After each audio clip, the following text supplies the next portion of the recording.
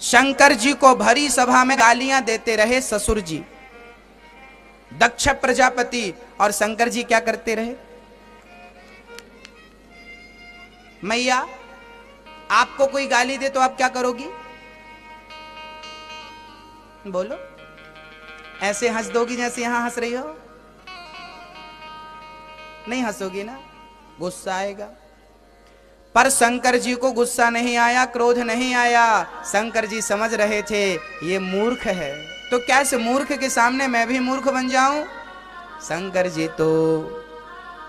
शंकर जी मुस्कुराते, शंकर जी को गाली देते गए ससुर जी, शंकर जी मुस्कुराते गए, मुस्कुराते गए, मुस्कुराते गए। भैया जिंदगी मिली है मुस्कुराने के लिए, प्रसन्न रहने के लिए, इसलिए प्रसन्न रहा करो। शंकर जी सिखाते हैं कि ससुर ने गाली दी फिर भी मैं प्रसन्न था, और आपके अपने गाली देते हैं तो आपका मुंह बन जाता है। बुरा मत मानो किसी की बात का। जब आपको कोई गाली दे तो ये समझ लो कि इसकी बुद्धि बिगड़ गई है, और विनाश काले विपरीत बुद्धि, इसके विनाश का समय नजदीक है। मैं अपना जीवन क्यों बर्बाद करूं? इसका जवाब दे करके जवाब भगवान देगा। याद रखना, सारे काम आप मत किया करो, कुछ भगवान के भरोसे छोड़ा करो।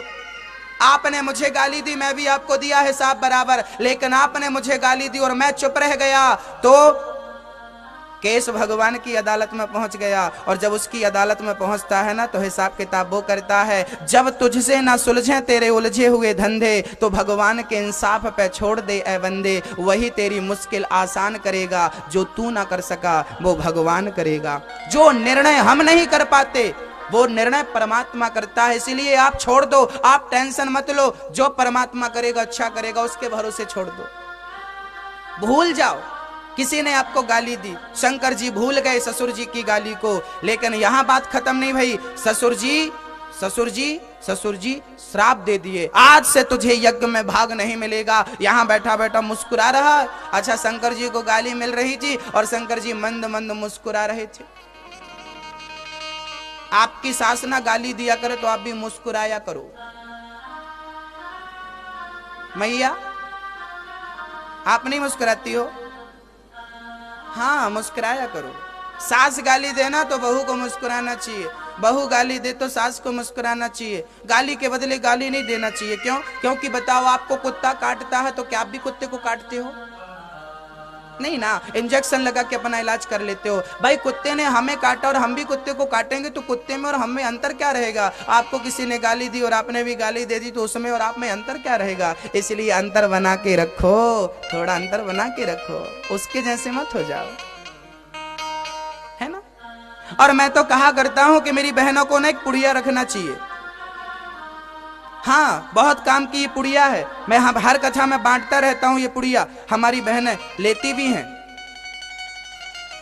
महाराज जी कौन सी पुड़िया? एक बहू आ गई मेरे पास, गुरुजी मेरी सास बहुत गाली देती है, कोई दवाई दे दो। गुरुजी सास बहुत गाली देती है, कोई दवाई दे दो। मैंने उसको कागज की एक पुड़िया बनाई और पुड़िया बनाकर उसको दिया। मैंने कहा जब तेरी सास गाली देना तो इसको अपनी दोनों दाढ़ों के बीच में यहां दबा लिया कर। बोली ठीक है। उसने पुड़िया ले जा करके रख ली और जब सास गाली देने लगी तो पुड़िया अपने मुंह में दबा लिया।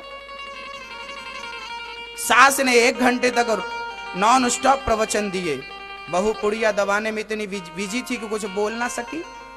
सास को लगा कि आज मैं अकेली भौंकी, ये क्यों नहीं भौंकी?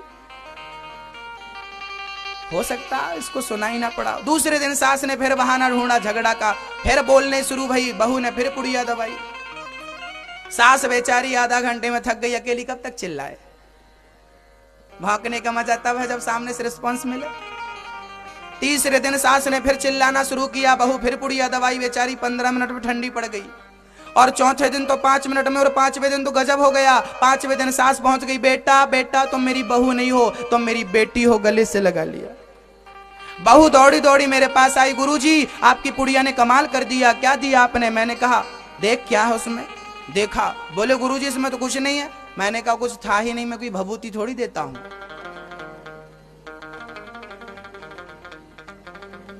तो बोले गुरुजी मेरी सास मां कैसे बन गई? मैंने कहा मेरी बहन इस पुड़िया के कारण तेरी सास मां नहीं बनी। मैं तुझसे कहता कि सास गाली दे और तू चुप रहना, तेरे से चुप रहना आता नहीं है, इसलिए मैंने काम दे दिया कि चल पुड़िया दबा। सास गाली देती गई और तू चुपचाप सुनती गई, सुनती गई, सुनती गई, तो परिणाम ये हुआ कि सास को आगे बढ़कर के तुझे गले से लगाना पड़ा। देख, सास गाली देती गई और तू चुपचाप सहती गई, तो सास के अंदर परिवर्तन हो गया कि नहीं?